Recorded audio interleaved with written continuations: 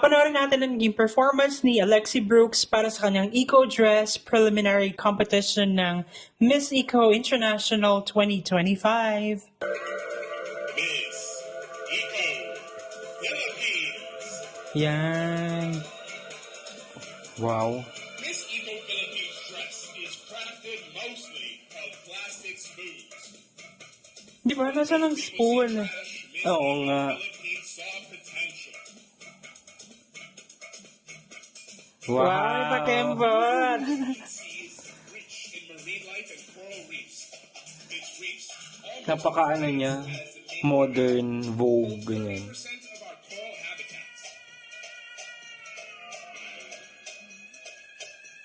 Pollution, especially plastic waste, puts this ecosystem at risk. Nice.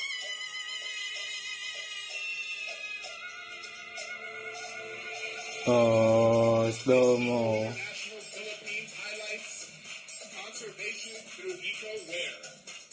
The Pearl Crown calls us to protect nature and be true eco-warriors. Actually, I was kind of expecting and looking forward na magkakaroon siya ng something na parang stint na long hair siya. Pero hindi ko siya in-expect talaga na dito sa eco dress yun lalabas.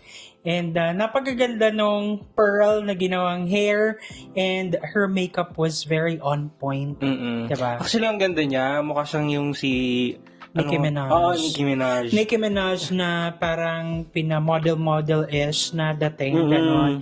And sobrang, ang ano ko lang, sobrang ganda nung, anong tawag doon, yung sa description ng kanyang eco dress.